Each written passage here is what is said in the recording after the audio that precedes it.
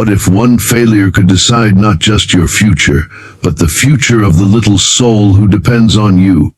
What if the door that's shut in your face wasn't really closed, but someone followed you out with a decision that could change your life forever? This is the story of a father who carried the weight of his daughter's dreams, a man who thought he had lost everything, and the woman who saw something no Summa could ever show. Stay with me till the end, because what happens outside that interview room will leave you believing in second chances, in kindness, and in the power of never giving up. If this story touched your heart, show your love, like, share and comment your thoughts, and subscribe to our channel. Ethan Miller adjusted his worn-out navy blue shirt one last time before stepping into the tall glass building. The morning air still clung to his collar, but his palms were already damp with nerves. He had rehearsed answers in front of a cracked mirror at home, his 6-year-old daughter, Lily, peeking in and whispering, "Daddy, you're going to get this job. I know it." Those words echoed in his mind as he sat in the waiting area among men in expensive suits and polished shoes. Ethan had been out of work for nearly a year. Since his wife's passing 2 years ago, raising Lily had been both his greatest blessing and his hardest battle. Every night he promised her that tomorrow would be brighter, that he would find a job, that she wouldn't have to see him counting pennies to pay for her school lunch. Today felt like his chance. The receptionist finally called his name. He stood, clutching his folder, the corners bent, Summa printed at a cheap copy shop. Inside the interview room, 3 people sat behind a long table. At the center was a woman in her mid-30s, poised and confident, her white suit crisp against the dark interior. Her nameplate read Olivia Carter, Head of Human Resources. Her expression was unreadable, the kind of face that could decide destinies with a glance. "Mr. Miller, please take a seat," she said calmly. Ethan's throat was dry, but he forced a smile. He answered their questions honestly, though nerves tangled his words. When asked about his previous work, he spoke of the construction company that had shut down during the pandemic. When asked about leadership, he described how he had led a small team through difficult projects, even working nights to keep deadlines. But when they pressed him about why there was a long gap in his employment, his voice cracked. "I've been taking care of my daughter," he admitted softly. "She's 6. It's just been me since her mother passed." A flicker of something crossed Olivia's eyes, but she didn't respond. The other 2 interviewers scribbled notes, exchanged glances, and continued. Ethan felt his chances slipping like sand through his fingers. By the end, he knew. Their polite nods, the rehearsed thank you. It was the same rejection wrapped in formal words he had heard too many times. He stood, shook their hands, and walked out with his head heavy. Outside, he stopped by the large glass doors. In his hand was the little paper Lily had given him before leaving for school that morning. A hand-drawn smiley face and the words in her messy handwriting, "Good luck, Daddy Bon." Ethan squeezed it, his eyes burning. He had promised her ice cream if he got the job. How could he walk home now and tell her he had failed again? He stepped out into the street, shoulders slumped, the weight of disappointment pressing harder than ever. He thought of Lily's laughter, her bright eyes waiting at the window every evening. The thought of letting her down cut deeper than anything else. As he walked away from the building, footsteps echoed behind him. At first he ignored them, lost in thought. But then he heard a woman's voice. "Mr. Miller, wait." Ethan turned slowly. It was Olivia Carter, the interviewer. She had left the panel, left the glass walls, and followed him into the open air. Her heels clicked against the pavement as she approached. His heart raced. Why was she here? Her eyes softened as she looked at the crumpled paper in his hand. "I saw that note," she said gently. "Is it from your daughter?"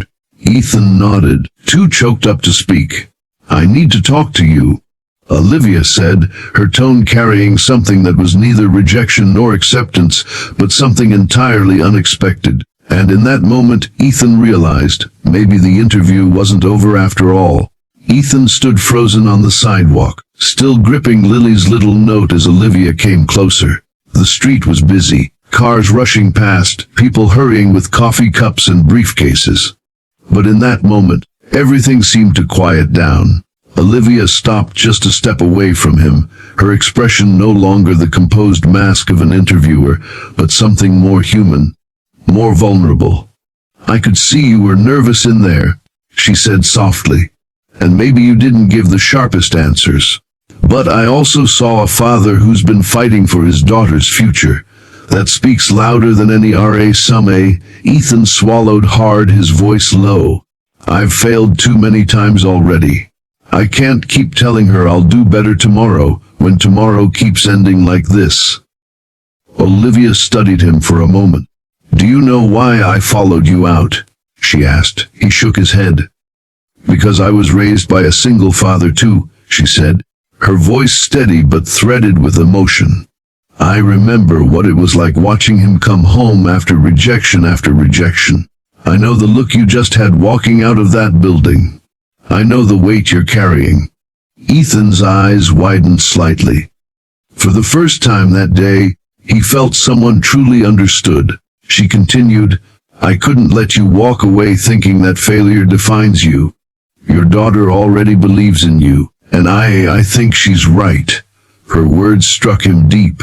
For months, he had carried the shame of unemployment like a shadow, but here was someone in power, someone who had the authority to dismiss him, saying she saw something else in him. "But," Olivia added, "you'll have to prove yourself, not in words, in action.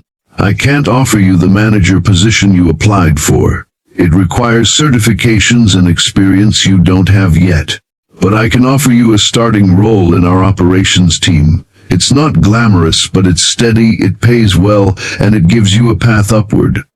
Ethan blinked, struggling to find words. You'd really give me that chance?" Olivia smiled faintly. "I'm not giving it to you, Mr. Miller. You've already earned it. By walking into that room despite everything, by showing up for your daughter every day, that's the kind of commitment companies need. And frankly, it's the kind of strength people like me respect." Ethan's chest tightened, not with fear this time, but with something warmer. Hope. That evening, Ethan walked home with a small paper bag of ice cream cones, 2 flavors, one for Lily and one for himself. When he pushed open the door, Lily ran to him, her pigtails bouncing, her smile brighter than the setting sun. "Daddy, how was it?" she asked eagerly. He knelt down, placed the ice cream in her hands, and pulled out the crumpled note she had given him that morning. "You see this?" he whispered. "Your good luck worked. I didn't get the big job I wanted, but I got something even better. A chance, a real chance." Lily's small arms wrapped tightly around his neck. "I knew it. I told you, Daddy. You're the best." Tears stung his eyes as he hugged her back, whispering into her hair, "I'm doing all this for you, sweetheart. And we're going to make it, together." Weeks passed, and Ethan started at the company. It wasn't easy. The hours were long, and he often returned home exhausted. But every night, Lily would wait for him at the window, waving with that same smile that gave him strength. Slowly, he proved himself, moving from task to task with determination. His colleagues began to notice, and so did Olivia. One afternoon, months later, Olivia stopped by his desk. "Mr. Miller," she said with a knowing smile, "you've come a long way. Are you ready for the next step?" Ethan looked up, his heart swelling. For the first time in years, he didn't feel like a man defined by failure. He felt like a father building a future worth believing in. And so, the man who once walked out of a failed interview with nothing but his daughter's note in hand, discovered that sometimes life doesn't end at rejection. Sometimes, the real story begins when someone sees the strength you don't see in yourself. Because second chances aren't just about jobs. They're about people, love, and the courage to keep going when the world tells you to stop. No failure is final, no rejection is the end. Sometimes, it takes just one person to believe in you, but more importantly, you have to keep showing up for the ones who already do.